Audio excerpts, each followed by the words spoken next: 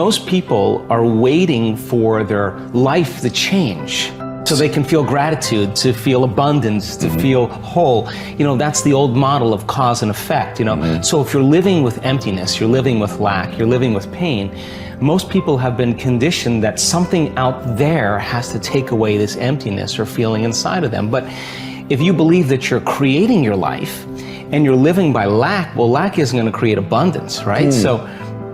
So then it makes sense then that you don't really actually create wealth, you generate wealth, you generate abundance. So the moment you start teaching your body emotionally what that future is going to feel like before it's made manifest, well, your body, as the unconscious mind, believes it's living in that future in the present moment. Now, it's a scientific fact that it's the environment that signals the gene. The end product from an experience in the environment is an emotion.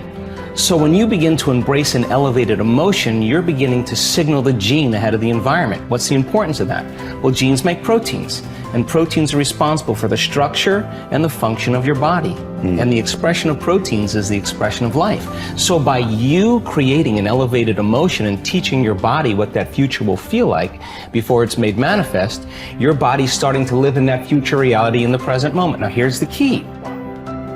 If you were able to become familiar with gratitude, become familiar with wholeness, become familiar with abundance, become familiar with freedom, and you're able to generate those chemicals every single day, more than likely you would be walking around feeling like your future has already happened, and you would no longer be looking for it to happen. You would already feel like it has happened. Now, what is the importance of that? Well, you're literally becoming somebody else. So you're leaving your lack, you're leaving your guilt, you're leaving your emptiness behind. Your personality, literally, Ed, is made up of how you think, how you act, and how you feel. And how you think, how you act, and how you feel is your personality, and your personality is intimately connected to your personal reality, your life. So then if you want to change your life, your personal reality, you got to change your personality. And here we go again. You got to start becoming conscious of your unconscious thoughts. You got to start noticing how you act, how you speak. You got to pay attention to how you're feeling. Some people would live in guilt their whole entire life and don't even know it's guilt because at least it feels like them. So then when you start doing that, you begin to objectify your subjective self. So then when you begin to make small changes, back to thought, a new thought should lead to a new choice. A new choice should lead to a new behavior. A new behavior should create a new experience, and a new experience should create a new emotion. And that new emotion is teaching your body chemically to understand what your mind has intellectually understood. Now your body is embodying the truth. I believe in human possibility, human potential, and I think that one of our biggest limiting beliefs is the belief of how limited we really are. And so my interest is to give people the science to begin to understand how powerful they really are. And I think that science really is the language that does that really well. And the new sciences like quantum physics and neuroplasticity, neuroscience, neuroendocrinology, psychoneuroimmunology, the mind-body connection, epigenetics, all of those sciences point the finger at possibilities. So I want to create a language for people from a philosophical or theoretical standpoint for them to begin to understand what's possible. But then I want to be able to have those people begin to wire that information in their brain completely, because learning is making new connections, right, in the brain. But remembering is maintaining and sustaining those connections. And it's so much easier to lose our vision than to remember it, right? So then we have to begin to hardwire the brain or install the neurological hardware in preparation for an experience. So the more people understand what they're doing and why, then the how gets easier. So I want to then set up the conditions in an environment, in a workshop where people can begin to apply or personalize what they learn so that they can have an experience. An experience then further enriches the brain. But the prize of an experience is an emotion. And once you start feeling unlimited, once you start feeling abundant, once you start feeling worthy, now you're teaching your body chemically to understand what your mind has intellectually understood. So knowledge is for the mind and experiences for the body, and people begin to embody the truth of that philosophy. Now, if they can repeat it over and over again, it'll become innate in them. It'll become natural. Second nature will become easy. They'll begin to master that philosophy. So I want people to begin to understand that thoughts are very powerful. Feelings drive our thoughts, and that they can begin to create a better life for themselves once they understand some of these principles. Your capability is constant, but how much of it you use depends upon the identity you have for yourself.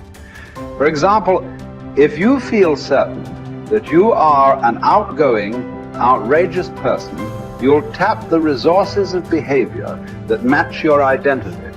Whether you see yourself as a wimp or a wild man, a winner or a wallflower, will instantly shape which capabilities you access.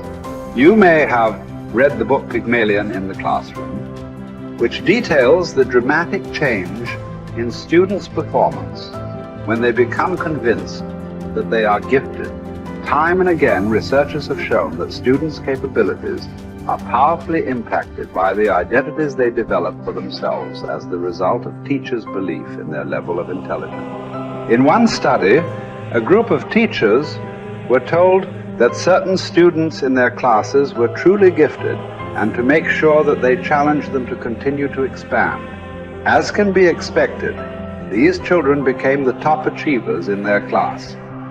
What makes this study significant is that these students had not actually demonstrated higher levels of intelligence. And in fact, some had previously been labeled poor students. Yet it was their sense of certainty that they were superior, which had been instilled by a teacher's false belief, that triggered their success. The impact of this principle is not limited to students. The kind of person other people perceive you to be controls their responses to you. Often this has nothing to do with your true character.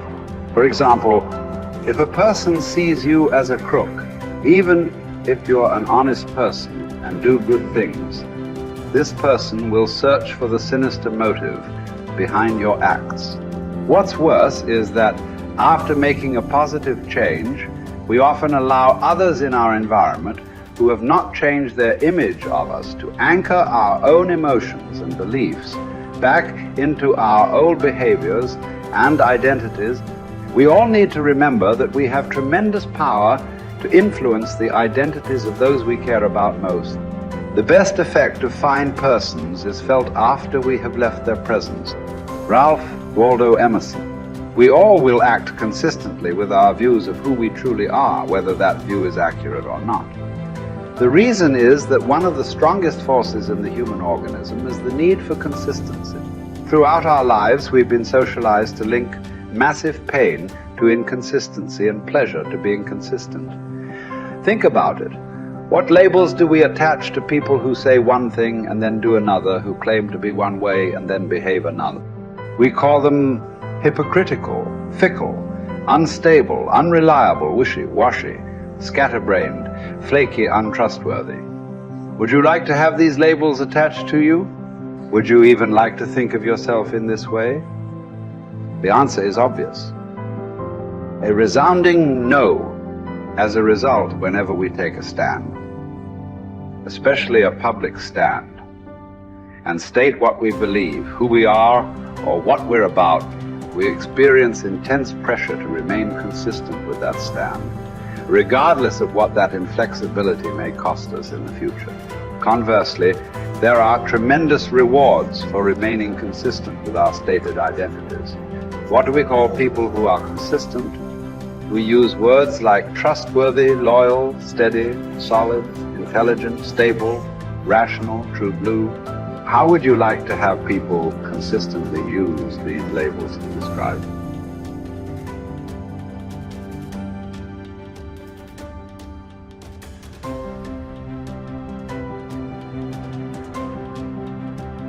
Becomes irrevocably tied to your ability to avoid pain and gain pleasure. Life is a game we are all bound to lose.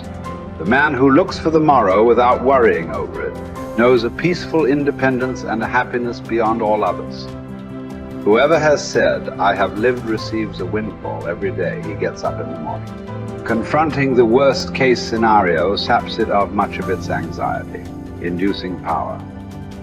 Happiness reached via positive thinking can be fleeting and brittle. Negative visualization generates a vastly more dependable calm.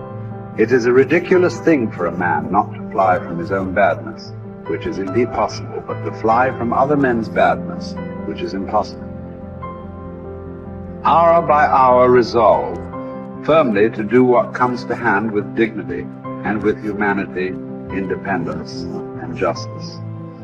Allow your mind freedom from all other considerations. This you can do if you will approach each action as though it were your last, dismissing the desire to create an impression, the admiration of self, the discontent with your lot. See how little man needs to master for his days to flow on in quietness and piety. He has but to observe these few counsels, and the gods will ask nothing more. When force of circumstance upsets your equanimity, lose no time in recovering your self-control, and do not remain out of tune longer than you can help.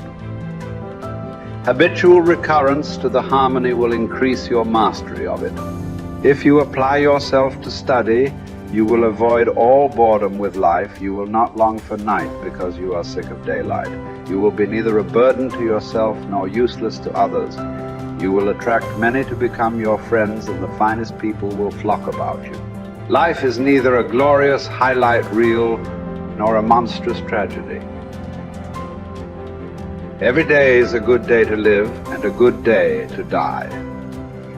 Every day is also an apt time to learn and express joy and love for the entire natural world. Each day is an apt time to make contact with other people and express empathy for the entire world. Each day is perfect to accept with indifference all aspects of being. Perhaps struggle is all we have because the God of history is an atheist and nothing about his world is meant to be. So you must wake up every morning knowing that no promise is unbreakable, least of all the promises of waking up at all. This is not despair.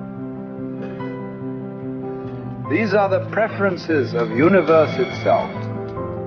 Verbs over nouns, actions over states, struggle over hope.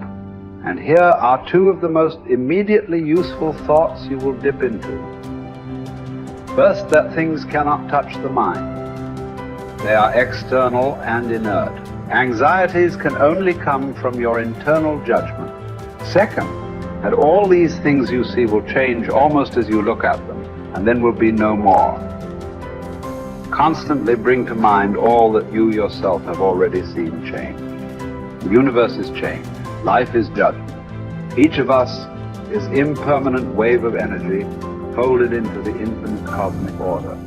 Acknowledgement of the fundamental impermanence of ourselves unchains us from the strictures of living a terrestrial life stuck like a needle, vacillating between the magnetic pull of endless desire and the terror of death. Once we achieve freedom from any craving and all desires, and we are relieved of all titanic fears, we release ourselves from living in perpetual distress. Once we rid ourselves from any impulse to exist, we discover our true place in the universal order. The composition of our life filament is exactly right when we accept the notion of living and dying with equal stoicism.